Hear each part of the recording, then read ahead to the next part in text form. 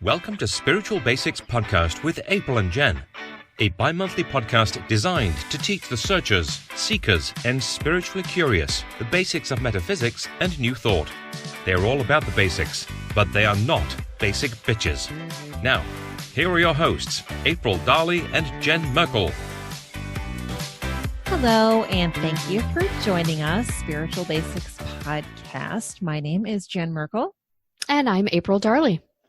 So, Miss April, how are you?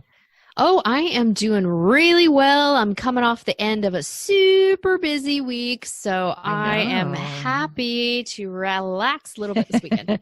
You have been really busy. Oh my gosh. And you said today's your Friday, so you're going to have a nice long weekend. I know. I think I'm going to. Jealous. Big plans for tomorrow.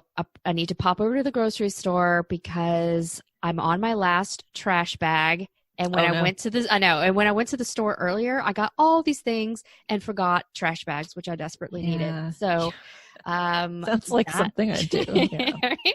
Or like I go for like lemons. Like, oh my gosh, I'm out of lemons, and I put them in my iced tea every day.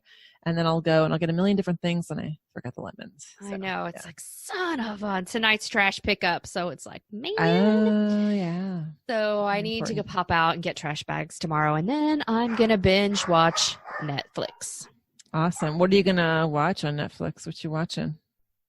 There is, totally guilty pleasure here, you guys. But there is a new season of Lucifer that is coming out tomorrow, and you guys, I want to talk when you're talking. That's okay. I know. All right, so you can hear my ghetto thug chihuahuas in the backgrounds. They're little gangster dogs, and they're probably protecting me from somebody who's walking their dog outside my window. Yeah. And they're like, rah, rah, rah, get the heck off my yard, you other dog. So they have this talent for either coming in here and scratching on the carpet when I'm online with clients, or blowing up my spot like they're doing right now with just, going crazy outside. Oh, that's all right. I mean, we have dogs, but my Karma right here just giving me kisses on my feet as I'm sitting here at my table, just recording away. Speaking of Karma, actually, she's going to be starting training in a couple of days, official training. Hopefully that'll improve her manners, because right now she has horrible manners. She has no manners. Well, she just turned 1. So, it's funny, though, because I've trained a lot of dogs in my time, but they must have been like hounds or more laid back type of dogs. But she is a lot more active, and she's super smart. But she also is very independent, strong-willed, I guess. I'll call her. She'll be like, yeah, maybe I'll come. Maybe I won't. I don't know. So we're going to work on fixing that. I wish you luck. May the odds be ever in your favor. Another thing she does, she'll pull on the leash. And it's like, oh my gosh, it's so annoying, because it's like I'm trying to walk her and still she'll pull on the leash. And it's like, what do you do about that? I tried all the different tricks, all the things. I know all the things to try. And she just wants to keep pulling on it. And I tried, one of the things that they recommend you try is just go so far and then stop and don't go any further until they stop pulling on the leash. I was like, she doesn't care. She's just like, okay, I'll just hang out here and I'll sniff down here and then I'll sniff over here and I'll just, so it's kind of, and the other thing too is actually, I was telling the dog trainer that I hired, I was telling her about this, and she's like, well, when she pulls on the leash, you're kind of pulling too. So it's kind of like, when you pull, she pulls, and then you pull back, and then she pulls back. So it's just like a constant thing. So we're going to work on all that stuff. Well, the way I solved that problem is I got my dogs a 20-foot leash because I am the slowest walker ever. I think I mentioned to you, when we went out to eat recently, I'm a mosier. I'm so slow. Like every guy I've ever dated, it was like, what is your deal? You're just so slow. And my dogs clearly feel the same way because they are just off. So yeah, they have 20-foot leashes and it gives them time to walk at their own pace. I walk at my own pace and everybody's happy. Yeah, that's cool. They get to explore and stuff. And I've taken her out with a harness before. And sometimes actually I'll still do that because when she pulls on the leash with the collar, I don't want her hurting her neck, Yeah. And that's where her thyroid is too, right? So I don't want any of that getting injured, but I'll put a harness on her And the problem with that is it's harder to control her. And I mean, she's only 20 pounds, but she Mm-hmm. loves to chase cars or bicycles or skateboards or scooters or people running or whatever. So she'll just be off and about. And if I had actually I have a pretty long retractable leash, and it's like, it's great, but she'll just still pull on it and she'll just go wherever if I keep it really long, and it's fine. But like I said, we're going to be fixing that problem. So I'm excited about that. Good. I told her she's going to be perfect. And I'm like, well, wait, you already are perfect, but you're going to be more perfect. That's right. Perfect-er, if you will. Right. So this week we're all about spiritual awakening. And this came about because we had a listener who called him or herself Blue Ocean. So I don't know what this person's actual name is, but they emailed us. And what they said is, I listen to every episode of any topic you guys speak about. Well, thank you so much. My suggestion is to speak about spiritual awakening and tips for every stage and pattern. Now, many people are going through awakening, and I think this could be nice if you guys want to talk about this. Sending so much love to both. Smiley emoji, heart emoji, heart emoji. Thank you, Blue Ocean, for the suggestion. Yeah, we love listener suggestions. So before we get into this, if you have a suggestion for the show, go ahead and send us an email at spiritualbasicspodcast@gmail.com, or you can visit our website, spiritualbasicspodcast.com, and fill out a contact form. So why don't we start out with April? Well, I think it would be kind of cool if we could tell our spiritual awakening stories. And we've gone into it a little bit, but not great detail. One of the things that I love about us and our podcast is that you have a story of being spiritual for most of your life, and I'm sure you had peaks and valleys throughout your life, but you kind of grew up, you had spiritual experiences and you had all this, and you just got to this point where you are now. Mm-hmm. And for me, I had a lot of that suppressed. And in the last 6 years or so, I kind of turned on like a switch. Mm-hmm. And most everybody listening is going to have one of those two experiences. Mm-hmm. So although you have like a lifelong journey, for me, I've got all this recent stuff. So I think it's kind of a good mix that we have. Yeah. We got a good thing going, girl. We do. And yeah, you are right. Like, I have a lot of peaks and valleys in my story. So I'm going to start you off. Actually, I'm going to tell you guys a really freaky story from when I was 5. This is actually when my spiritual stuff probably really started. So if you caught one of our earlier shows where you might have gotten a little tidbit about us, you probably remember that I grew up in the South, in the panhandle of Florida, and I grew up in this house that was like Victorian farmhouse type, and it was at least 100 years old when I was a kid.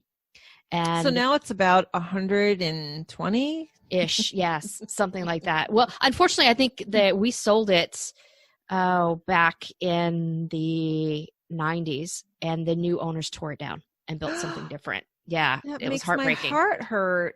It made, yes. And I love that house, and it spawned my love of Victorian architecture I would love to own another Victorian. But if you do own a Victorian or a house or property where some building on there is at least 100 years old, then you got some ghosts.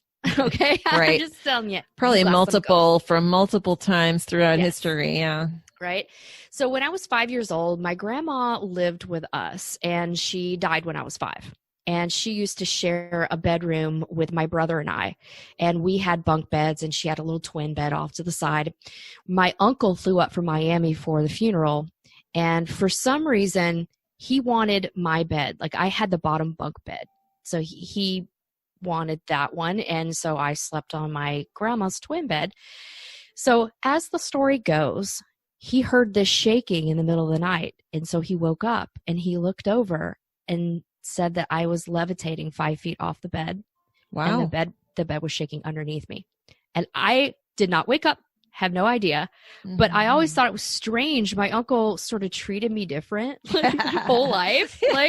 And I just thought, oh, maybe it's because I'm a girl or something. But I think that scared him so bad. And my mom said that did scare him so bad that he never spent another night in our house, like, ever. Wow. Now, is he or was he a spiritual person? Like, no. No. So I could see how that would be even not at all more scary. And I had no recollection of any of that. Apparently I was sleeping, didn't wake me up, whatever that Sure. was. When I was a kid, I remember things would never be where I left them. Like my bike was being moved.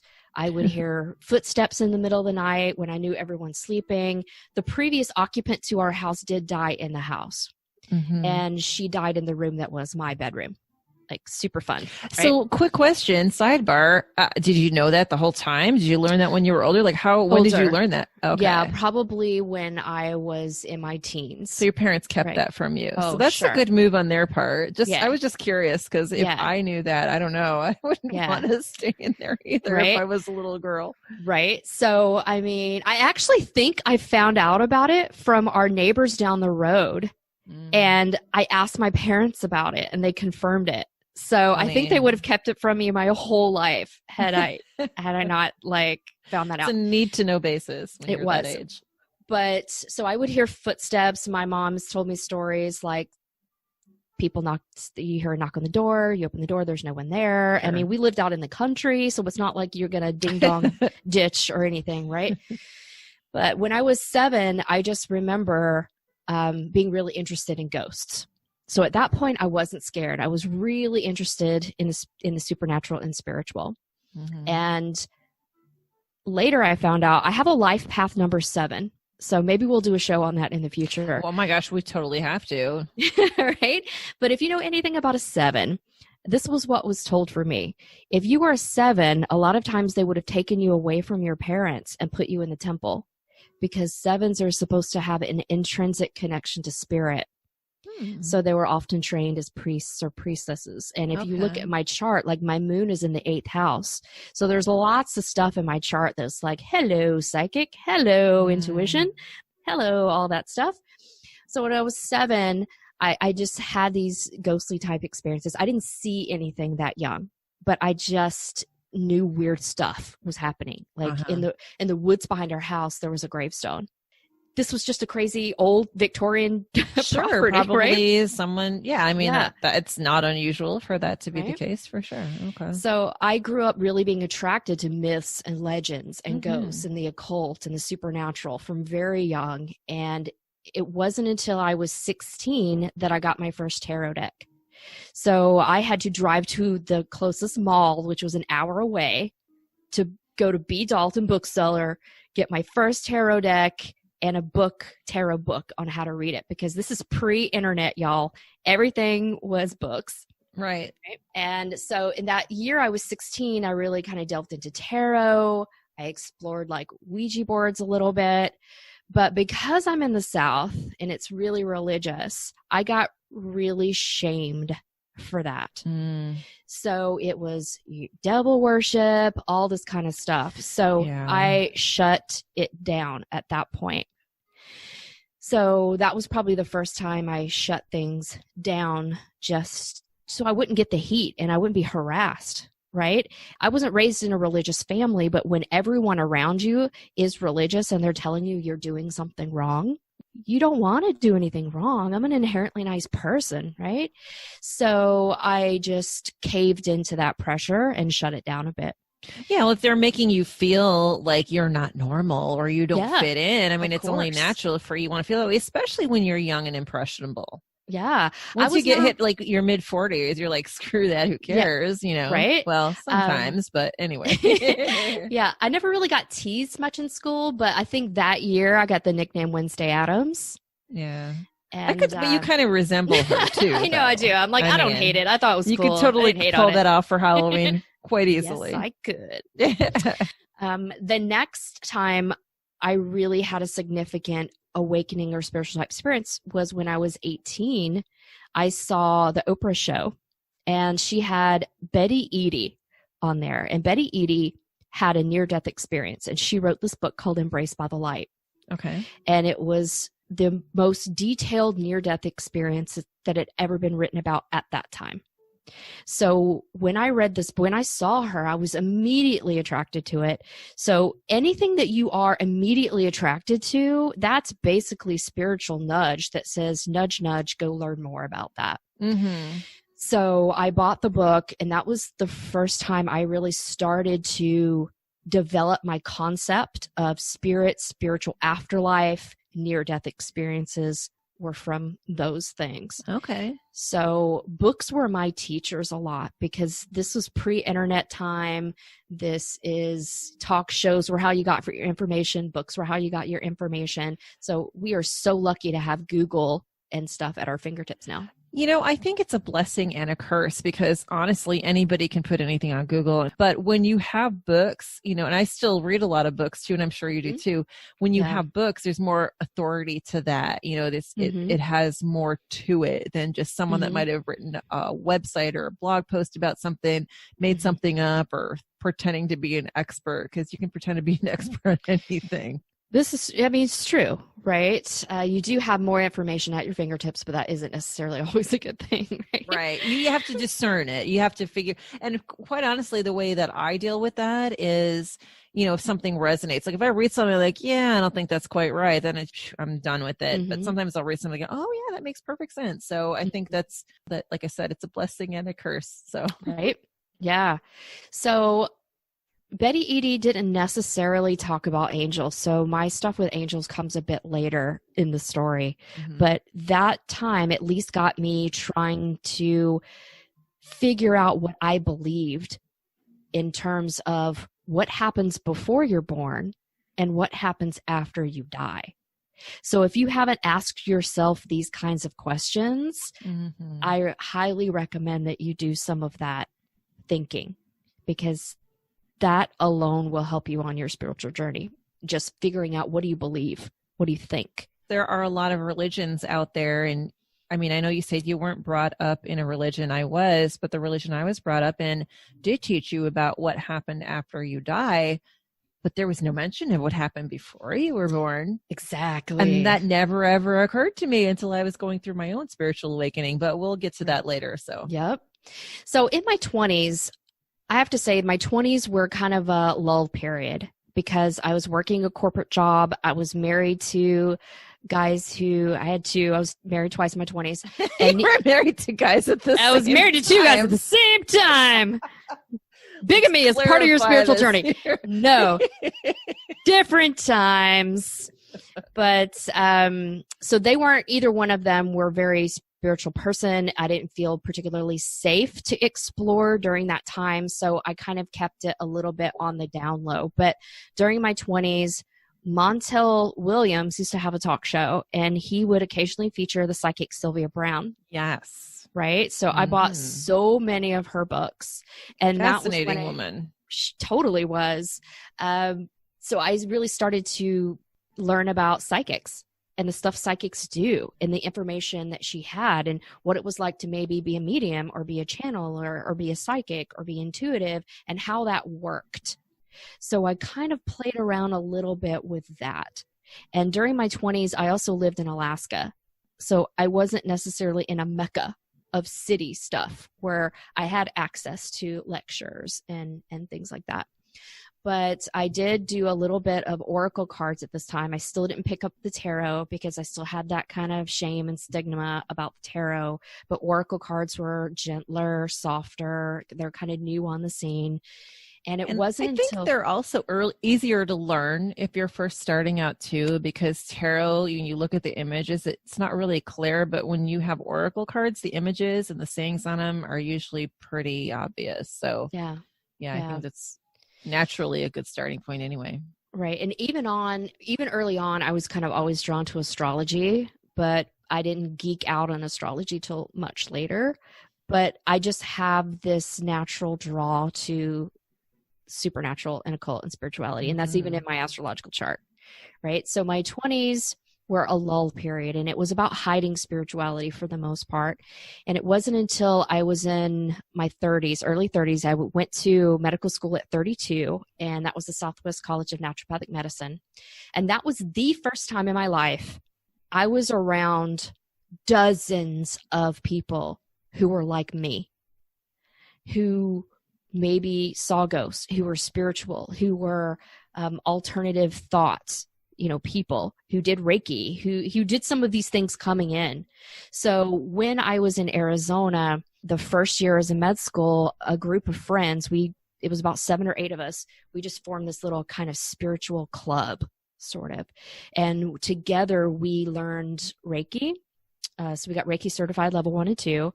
And then we flew to Belize and trained with a Mayan shaman for like a week. So we did herbalism with the shaman. We learned Mayan abdominal massage with the shaman. We went to Tikal in Guatemala. We also, together, we did crystal healing classes. So I learned how to do crystal healing. And that was my first introduction to crystals and chakras and learning about all of that. It was my first encounter with a psychic vampire, where I felt my energy literally being drained away. So my friends, luckily, some of them knew how to counteract that. And so that happened. Wow. And then I would see this massage therapist who was also an intuitive. And people, if you have a massage therapist who is an intuitive, that was the best experience ever, because it was like getting a psychic reading and a massage all in one. So I would go see her every couple of months, and she would keep telling me my soul is not in my body. It's like my soul was trying to escape from my body, and she would have to keep putting it back in. So one day we had this discussion, and I was in medical school trying to learn how to be a naturopathic doctor, which is a healer. But I think part of me didn't want to be there because being an empath was a really big job. And I just felt overwhelmed of it. And I felt resentful even for that mission and for that job. And it's like my spirit was trying to escape and go back home, because planet Earth was not home.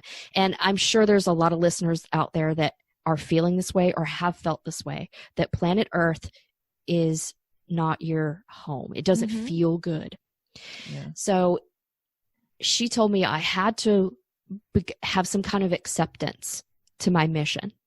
And she told me to give my body a gift, to let my body know that I appreciated it and that I wanted to join with it and really be a part, soul and body blended together. So I bought a malachite necklace, because green and malachite's so great for that integration as well.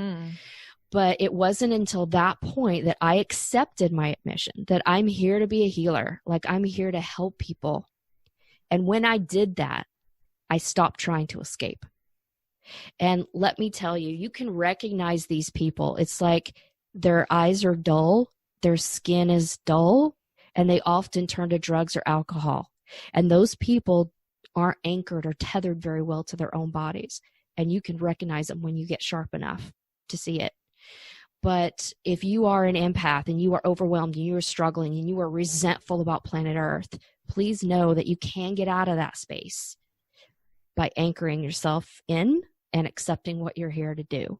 Because if you think about it, being an empath, we're here to help people. Planet Earth is filled with people who need help. For So sure. we are in the best place ever to do our jobs.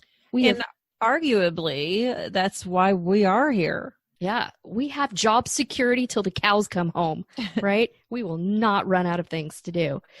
So once I accepted that, things got a lot smoother for a couple of years until I turned 35. And then the ghosts decided they would like to come back in. Dun, dun, dun. Dun, dun, dun, indeed. Okay. So I was living in this apartment. It was kind of like a little casita, like a little guest house that was behind someone's main house. And when I was living there, the first few months, I kept having visions of this man strangling me. He would creep behind me and put his hands around my throat. And this is while you were awake? Awake. I'd Wow. be sitting on the couch studying, but it was like a clairvoyant vision, right? Okay. And I'd feel my throat chakra. I just feel my throat being squeezed. Gosh. And so I finally went to a psychic and I was like, what is the deal here? Right? And he was like, you have a portal in your living room. You have a portal in your house. So if you don't know what a portal is, it really is a gateway between the spirit world and this one. And they can be in your house. So the psychic helped me figure out, with the help of my angel and spirit team, to close that portal. So once I closed that portal, I didn't have any trouble with that darker spirit. But my mediumship abilities started to explode. And I started watching a program called Psychic Kids, which I loved. And it taught me some beginner stuff because it had a psychic, Chip Coffey, and he would find these children who were mediums and they were totally scared by ghosts. So their parents were at wit's end. They had no idea what to do with a psychic child.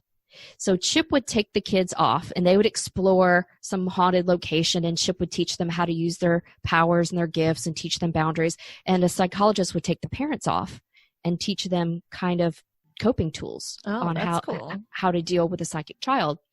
So I learned some tips from Chip on how to kind of work with my mediumship that was coming in.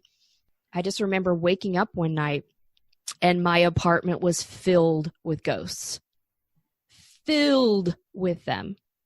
So wow. I had to set the boundary that was like, okay, nobody gets to come in here. Nobody gets to come in my space. This is a ghost-free zone. Yeah, right? They were probably like, hey, April's a medium. Let's all go and try and get help from her, because that does happen to some mediums for sure, yeah. So one of the psychics told me, he's like, it's like your soul glows a little brighter and when you're a medium. And that's how the ghosts know how to find you, is because you're a bright light, like a moth to a flame. You burn brighter.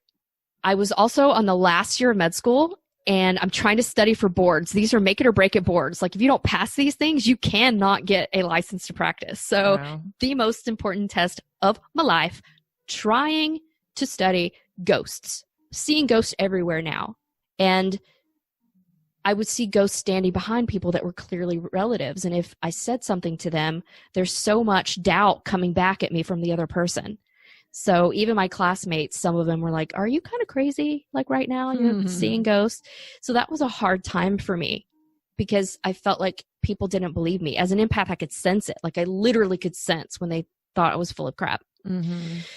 And that was just really hard. So once I kicked them out of my space, I could see them wandering around in the yard. So I would have to close my blinds. And then I felt like a prisoner in my own apartment. I couldn't go anywhere without seeing ghosts. They were literally everywhere for me. So I finally asked my angel team to turn that gift off. I was like, I don't want it anymore. I did not have good mediumship experiences. And I actually did have one try to possess me and take me over. Also, I mean, it was one of those where I woke up and I felt something, and then I went to speak and my voice was like, oh my gosh. So you better believe I called on the big Jesus Christ, the big JC. I'm like saying this prayer. It's like, Jesus, get this thing out of me, get thee behind me, spirit. Right. And I had to say it 3 times and it was like, Jesus, get this out of me. I mean, that's how my voice was. Wow. Right. So I was scared crapless. I'm turning on the lights. I call my best friend up and it's like, hey, are you going to church tomorrow? I think I'm going to go with you. Right? I'm like, oh man, this is not awesome. So I asked my spirit team to kind of turn that gift off for me. And just because you can doesn't mean you should. I mean, you might have lots of gifts that don't make you comfortable, that you don't want to work with, and your spirit team can help you turn down the volume of that or just turn that gift off. So mediumship for me, it is mostly turned off. I think it's like a volume 1 now. So I'm to the point now where I pretty much don't sense spirits anymore unless I purposefully turned up the volume on that knob, but I certainly don't see them anymore, and I'm okay with that. Right. During that time, I also switched from Oracle to Doreen Virtue and Radley Valentine started coming out with hybrid tarot cards. Right. So they were the Angel Tarot and stuff like that. So I kind of inched back into tarot so about 36 to 40, I'm inching back into tarot. I'm reading the angelic tarot. I'm still doing some Oracle. So that got me a little bit more familiar with that. And then when I moved here to Texas, when I was 43, I don't know if it was the rebellious part of me, but I was like, you know what? I'm in the South again. I'm going to do tarot. And so that has gone over interestingly. So I remember this networking meeting I had, and I've met this woman at networking plenty of times. And I mentioned that I read tarot, and her response was, well, I think that's demonic, but good for you, honey. Bless your heart. Bless your heart. Well, if you enjoy doing that demon stuff, you just keep doing it. And so I'm like, oh dear, here we go. So just Welcome be aware. to Texas. Welcome to Texas, right? So meditation has helped really expand me a lot. I have gotten in touch with like my angels, my spirit team. It's really helped me open up my psychic gifts through meditation and working with opening and cleaning out and clearing out my chakras. So I do recommend that if you're a beginner or trying to expand your spirituality at all, just meditate. It's the number one thing I recommend to my clients, and it's the number one thing they blow off consistently. Yeah. It is. I talk to a lot of people, will ask them if they meditate only because I want to know what they're doing. And they'll be like, I really should. And it's like, well, it's not that you should, but I mean, it does help. So yeah, I run into that a lot too.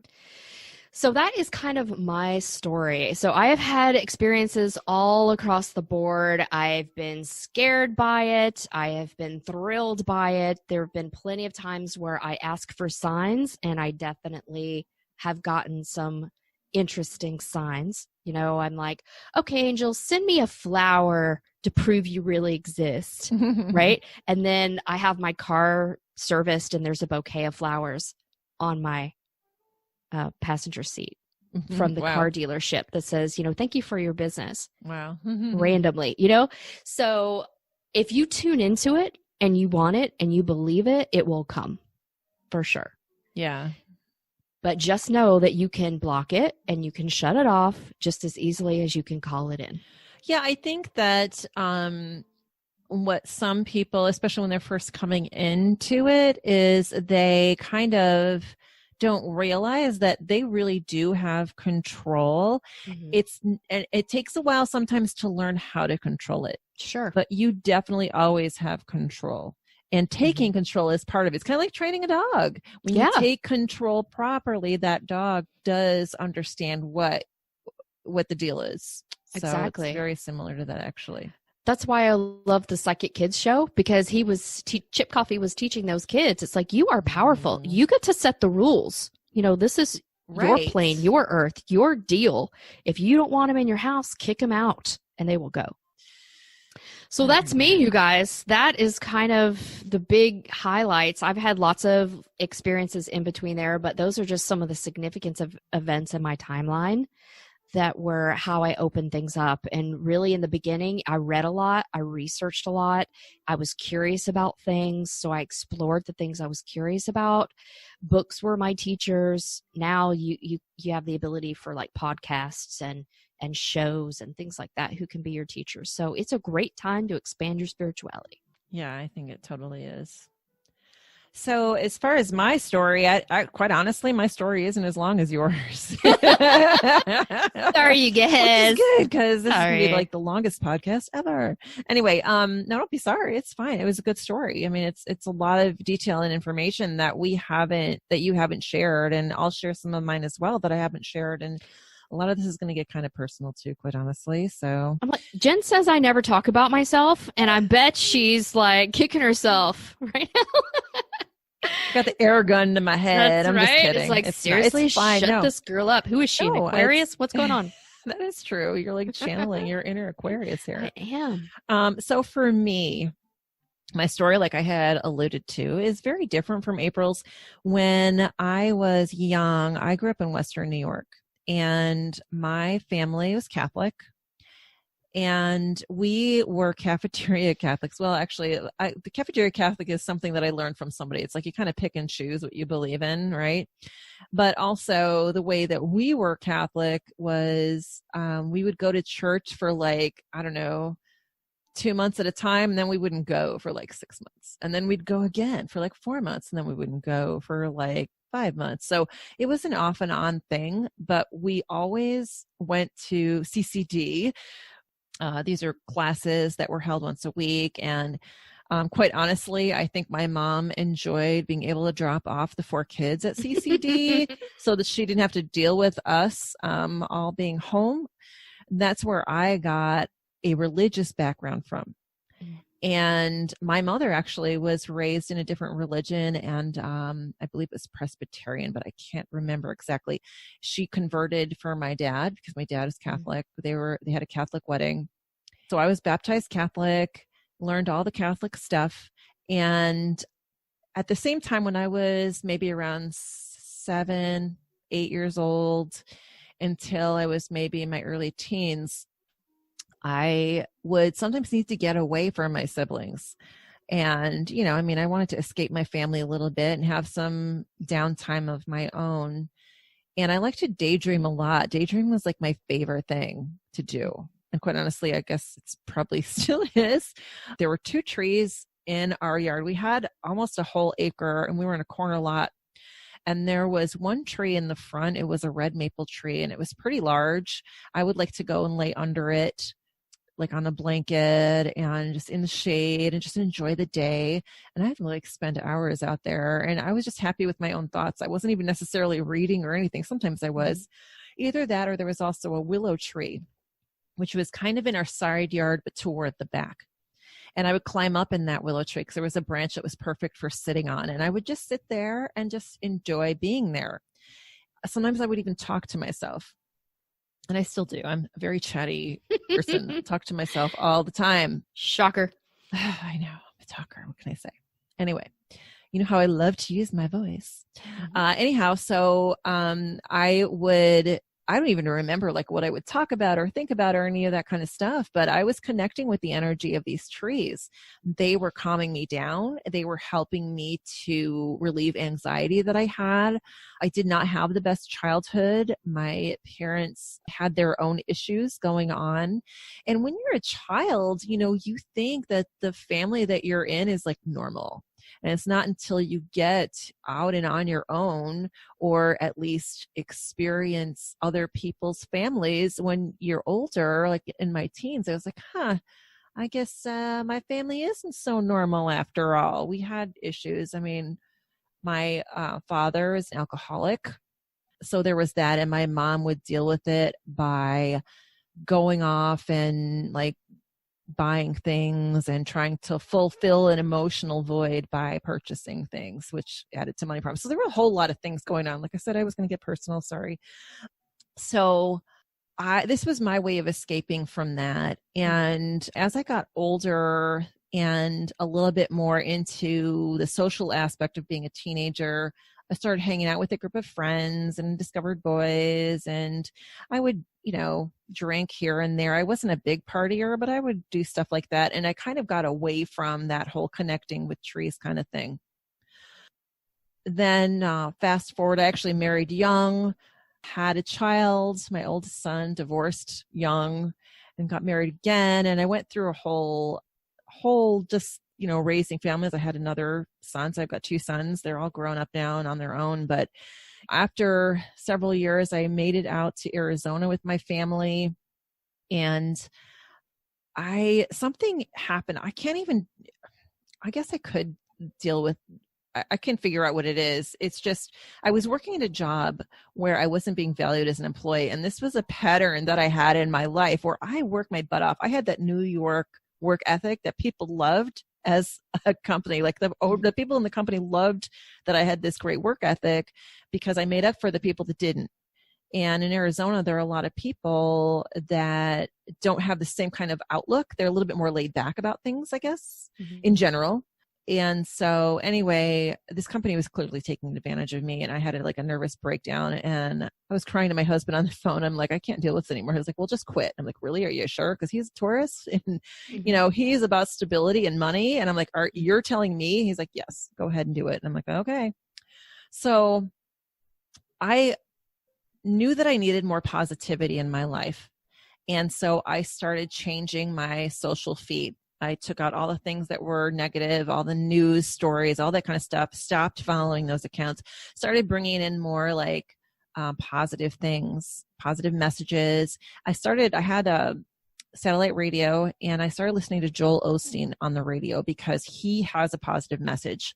And I learned a lot of things about God that I wasn't taught as a Catholic. Like, I learned that God is there to help me succeed. He is ready to give me everything. And that was a new concept to me. And I'll be honest, part of this is probably my perception of Catholicism. It's not necessarily the doctrine. So just want to kind of throw that out there. But the more I learned about that, I also learned about some of the leaders in the New Age thought, like Dr. Wayne Dyer and Louise Hay and Esther Hicks. And the more I learned about it, the more I realized that's really what I was about. Like, everything they said made perfect sense to me. Yeah. Even some things that seem so out there that I had never heard before. Mm-hmm. Yeah, they were definitely instrumental in opening me up as well. And I didn't really get into them until I was in Arizona as well. And I think Hay House has done a service to everyone. For at some point, you've probably read a Hay House book that's changed your life in some way. And sadly, right now, they're not what they used to be. They went through some changes. But anyway, you can still find this Hay House people out there. What happened with me is I came to realize that I really wasn't a Catholic, because it's important to me to be authentic. And because I didn't believe in everything that Catholicism had to offer, I didn't feel it was fair to call myself a Catholic. So I didn't know what to call myself, but then I decided I don't really have to call myself anything. I just have these beliefs and they're personal. And I'm just going to move forward with that. Well, the thing about that is I was married in the Catholic Church. I had a husband.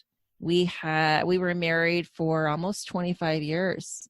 And he was, also Catholic. He grew up in a Catholic family. As a matter of fact, his mother was a nun for a while. She was The Sound of Music. She was Maria. Oh, wow. Like, literally, she was kicked out of the convent, sort of. Like, she was asked to leave the convent. Oh, wow. And she went and had a whole bunch of kids. She had 5 boys, as a matter of fact. So very Catholic family, very Catholic beliefs. And my ex-husband, he felt really threatened by that. Mm-hmm. He didn't like that I didn't necessarily want to go to church with him all the time anymore. He didn't like that I had a different belief. And I don't blame him for that at all, because that's, especially being a Taurus, again, that stability, when that's shaken up, that's really scary stuff from that kind of a perspective. So I was trying to explain to him, it's not that I've changed, it's just that I've learned more about myself. I've learned more about what I believe in. And unfortunately, I already, spoiler, we are divorced now. And that certainly had a lot to do with it. But getting into other parts of my spirituality, some other things that I learned about the law of attraction, that was huge for me. Esther Hicks, Abraham Hicks. For those of you that don't know, Esther Hicks channels a group of beings that are collectively known as Abraham. And you can find a lot of her things on YouTube. I think there's a podcast about Abraham Hicks as well, and there are several books also. But I learned a lot from her and how to manifest too. And I was able to manifest a lot of things, including the fact that I'm sitting here in my dining room in Texas, that I have a job that brought me out here, and several other things too. But those are real biggies. So that was a big part of it. As far as my psychic abilities, well, I actually started out doing energy healing. And we'll rewind a little bit. When I was still married, my son was stationed in Alaska, and we went up there as a family with my younger son to visit him and his family. And my grandson was really, really sick. And I thought, I believe in the power of healing, so I'm going to see if I can heal him. So he wasn't even in the same room, but I used my hand and I used my intention to heal him. He had like some kind of really bad cold. And the next day when we got up, it was like he was never, ever sick. And I was like, wow, That's some pretty powerful stuff. And the more I looked into it, the more I realized that I was a healer. I did other healings. What I learned quickly thereafter, I will say also, which is part of my ethics now, is that you should never heal somebody without their permission.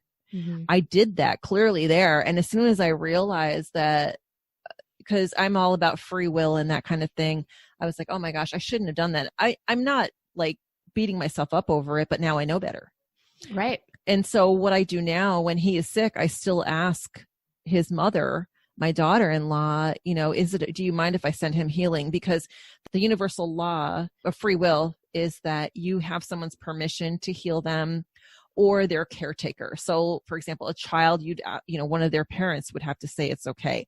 Or maybe an older person, someone who is their caretaker would have to say it's okay if they can't speak for themselves. Kind of as a sidebar to this, I've done a lot of work with animals as well, animal communication. And I spent some time volunteering at a horse rescue near where I lived. And these horses, it's a rescue. Every one of them had some kind of medical problem and some were really severe. And I would always ask an animal if it was okay to do a healing on them before, and I wouldn't, say it out loud like, hey, horse, Right. can I do a healing on you? Right. It was more like a mental thing. Because when I communicate, it's all like the energetic part. Right? Yeah, exactly. Connecting with their energy and asking them. And almost always they say yes. But once in a while, they'll say no. I find that cats a lot of times will say no. Like, no, leave me the F alone. Right. Shocker. Okay, see you later. Cats. Dogs almost always say yes. I've only had a dog say no to me once. But yeah, so along the way, I've gotten other things. I've done a lot of reading. I've taken a lot of classes online and in person. I learned a lot about the clairs, for example, by taking local classes about that, spiritual development classes. And it was amazing what I learned. So just learning, I didn't even know I had these abilities. I thought, hey, I'm just going to go to class and see. And I was amazed at some of the things that I was able to do. And for me, I thought that I want to brag or anything because it's not really like me, but when I was in some of these classes, it was pretty clear to me that I was more advanced than these other people as far as my abilities, even some of these people that have had these abilities all their lives. And I was like, wow, that's pretty crazy. Yeah, I think that's a very important point because when you're feeling new-ish on your journey somewhere, it's kind of a spiritual rookie mistake, if you will, to kind of put somebody on a pedestal and to feel like they are so much better than you, or to throw all your faith behind a guru, because they are human and they make mistakes, or they may teach something that you don't resonate with. And that's okay too, right? But please don't make the mistake of feeling that you're lower than somebody else, or ascending them to guru status and lowly student status. So please don't make that rookie mistake. Yeah, and I'm of the prescription that we can all learn from each other and we all bring something different to the table. April has some amazing gifts that I don't have. I learn from her all the time, and I'm sure that it's mutual. So yes, there are things that we can learn from each other and help each other grow. And really, that's why we're sitting here with these microphones, is because we want to help you guys out there to grow as well. But we can always learn from other people, even if they're new on their path. It's like a fresh perspective. Oh yeah. too. I've met some people who would say they are brand new that can do some things that I can't even do and have not been able to tap in yet. So all of our gifts are really unique to us and how we can express them. So we're all awesome. Yeah, for sure. Absolutely. We all bring something fantastic to the table. So, I could go on about the other things that I managed to get my Reiki Master certification as well as Crystal Reiki Master Healing. I did a Tarot certification. I have done, obviously I have my hypnotherapy certification now through SWIHA, the Southwest Institute of the Healing Arts. Ironically, that's in Tempe, Arizona, but I it's didn't like down the street. I didn't do it till I moved out here. So I never went to SWIHA before I came out here to Texas. So it's kind of funny. Well, if you've been listening closely, you're going to see that we have crossover. We were like at Arizona at the same time. Her son was stationed in Alaska. I lived in Alaska. We both ended up in Texas. We never met till we here in Texas. Yeah, we but both of your exes have the same names as my two boys. Well, friends. One of them is an ex. One of them is a friend. Okay, but Yeah, anyway, for sure. still people Yeah. that it is pretty funny, and we only just met like less than a year and a half ago. Yeah. Probably about a year and a half ago. And we both had a big chunk of our awakening in Arizona. So, and I think Arizona is like really good for that. There's something about that desert that opens you up, and Arizona has a large spiritual community. So a lot of the things are more accepted there than other places in the country. And it's a little bit of a safe space. And I think that's really important for developing your abilities, to feel like you have a safe space. Like for you, it's the trees. Right, exactly. And I still do. And so, fast forward then, when I came out here to Texas, I had just, I didn't really think anything about the trees at all. Came out to Texas, and the first apartments that I lived in backed up to a park that was along the river. And so I would go walking along the river, and I started feeling the energy of the trees that were along the river. And I realized, that's when I remembered that time that I spent with those trees in my yard. Now, here I am already in my 50s, remembering from when I was a child, like 40 years before, connecting with those trees. So now I try to make a point to be conscious about connecting with plants and trees. And it really is very good for energy clearing, like clearing my energy when I need to clear that. So it was pretty crazy. Again, even after having developed a lot of spiritual stuff, that's something new that I learned about myself, or I should say remembered about myself, or came to realize that I could do. So it's pretty amazing. There's a lot of stuff. I mean, even just like you and I were chatting a couple months ago, and you mentioned astrocartography. I was like, what is that? Because I'm a huge fan of maps. Like, I am a map geek. When I was little, I used to make up maps. Like, I used to draw them. So now thinking about that, maybe those were maps of places that I lived as like an past life and stuff like that. Anyway. Oh yeah. Here's something I was going to put in there too. I know I'm kind of all over the place, but there was, talking about my Catholic upbringing. One of these memories I remember when I was a teenager, sorry, Karma, I don't know. What are you barking at? Stop it. So when I was a teenager, and I had heard something about past life, which I wasn't even a thought of mine, because, when you're Catholic, like, that's not something that's taught.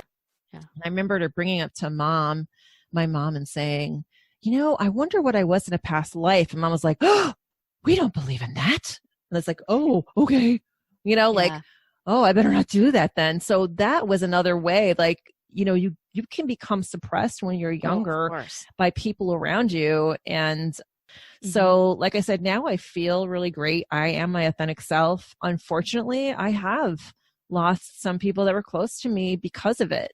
But some people, it's funny because once in a while I'll get like an email from an old friend and say, you know what, I follow you on Instagram and I watch your YouTube videos, and I think what you're doing is great. And it's like, wow, okay, thanks. Like, I wasn't even expecting that. So it's nice and encouraging, especially like during times when you have setbacks. Like April and I were talking earlier today, I'm having some setbacks with some things, and I'm having a really rough time with it.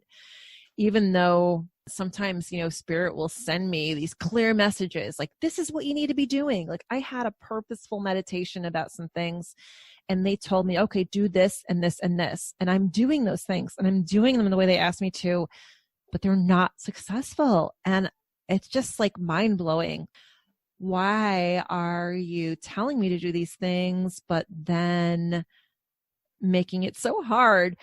I was so hopeful that success would come. And, sometimes those things just aren't answered. Like, you don't know, like you don't have all the answers, and you might not ever have the answers, but it can be tough. It's not all sunshine and roses. And I try to stay really positive, but some days it's really hard. Yeah, you're human. I mean, we are living a human condition. So having grace with yourself, giving yourself time and space. Humans don't like to make mistakes, but that is how we learn and grow.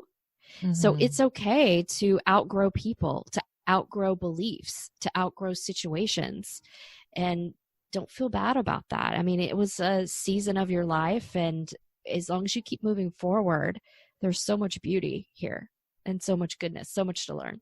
Yeah.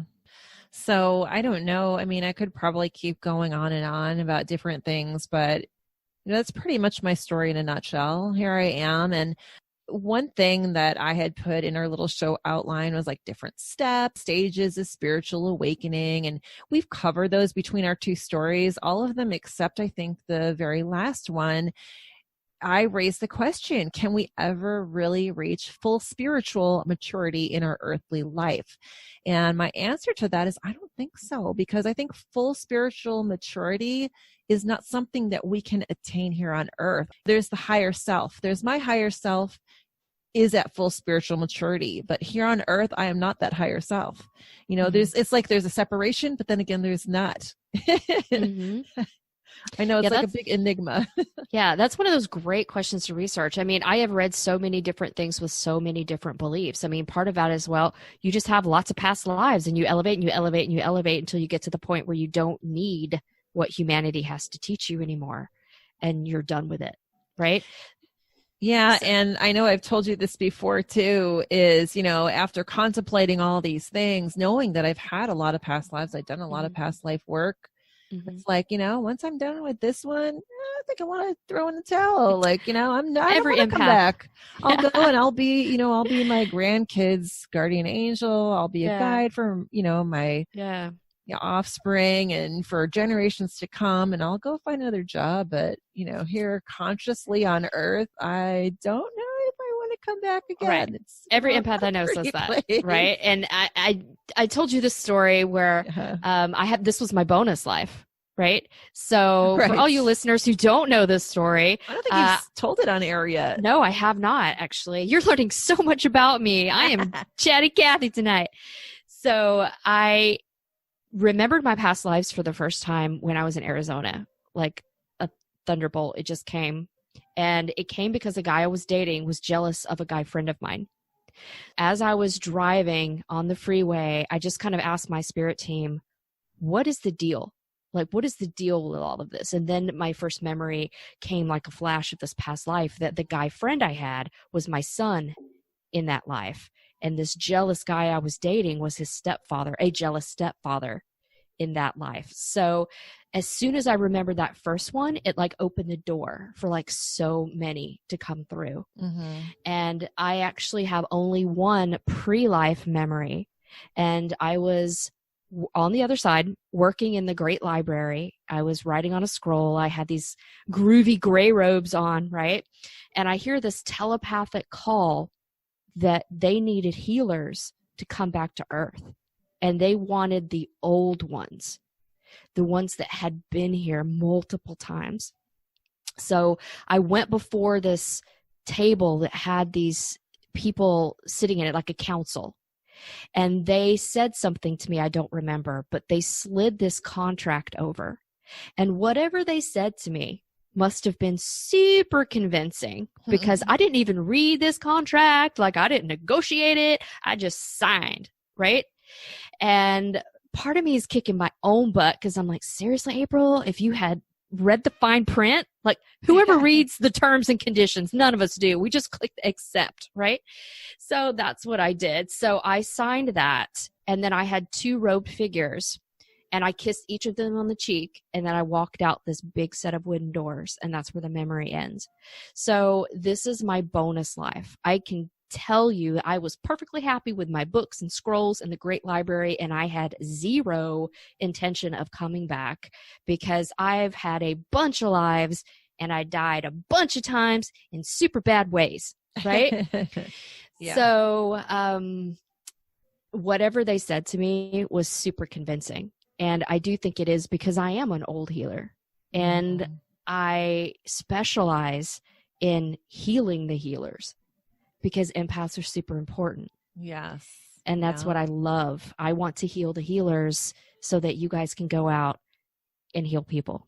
And isn't it fantastic that you're living your life purpose? Oh, yeah. Because I honestly feel that way too. So backtrack, 7-8 years ago, at the time, my life purpose was raising my kids, but that was just about done at that point. And that part actually could be part of the reason why I didn't, have my spiritual awakening until they were up and out on their own. Yeah. Because that was my job. I needed to make sure they were taken care of. But I have to say also, though, that sometimes I'll think now and I'll be like, I wish I had these thoughts and feelings and knew this stuff when I was younger so that I could instill it in them. Oh, yeah. I am so in awe of people that have their awareness and can handle it when they're young. I'm so in awe of that. And if you are a parent listening right now and you have a psychic kid or a kid that's remembering past lives, you have a golden opportunity to increase their self-esteem and self-worth and so much. For sure. Or even if, just you have a kid, just encouraging them to develop their own spirituality and their own beliefs and helping them along their way, because I didn't have that. I had something so much different from that. And that's why I kind of feel like I wish I could have done that for my kids, but it didn't happen. I'm not going to beat myself up over it. It happened. Right. What happened to me was exactly what was supposed to happen. Oh, yeah. Another law of the universe, right? Yeah. So everything happens perfectly exactly as it's supposed to happen. So if you feel like you are early on in your spirituality, or maybe you've been doing it for years, whatever is going on with you is exactly what's supposed to happen. And like I said, even though I've had these setbacks, that's exactly what was supposed to happen. So even though they told me to do these things and it's not working out, well, maybe it's the lesson I am supposed to be learning. I mean, obviously it is. Right. So. True opportunities will never pass you by if they're meant for you. Right. And actually, one of my favorite sayings that I heard, I wish I knew who to credit it to, but if it is meant to be, you cannot fuck it up. Oh, yeah. That's a good one. I know. That's a good one. One of my mottos. Well, I tell people sometimes when I'm doing a consultation with people for hypnosis, yeah, because it's true. The universe is always going to send you what you need. So that's part of learning lessons, which is really all we're doing is learning lessons time and time again. And that's how you develop spiritually. Yeah. So don't be afraid to F it up, people. You really can't. You can say that for it. I broke the seal on that one. You broke I'm not the going to seal. bleep it out in the editing. Dun, I refuse dun, to. dun. You know why? Because it has power in that sentence. Yeah. We didn't talk a lot about signs, asking for signs, looking for signs. I think maybe that we could do that in a future show, but definitely a future show on past lives, I think, is something we absolutely have to cover, because you and I both have really good stories about that. Okay. And there's so much to learn about it. It's fascinating. I love doing it with hypnosis, especially. So. Yeah. So again, Blue Ocean, thank you so much for giving us the opportunity to really tell our stories and get personal. And I hope that all of you listeners really resonated with some piece of it, and that you found wisdom and help in that somewhere. And we are just so thrilled and honored to be able to have this space and to create this space for you to awaken and come alive. Yeah, absolutely. We would love to hear from you. We always love hearing from our listeners. If you want to share your spiritual awakening story, go ahead and contact us and we will share it in a future episode.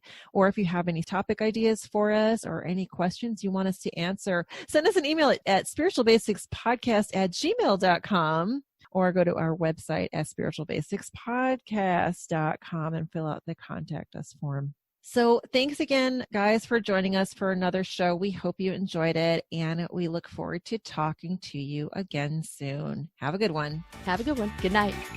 This has been Spiritual Basics Podcast with April and Jen. Find full episodes on your favorite listening platform or visit spiritualbasicspodcast.com.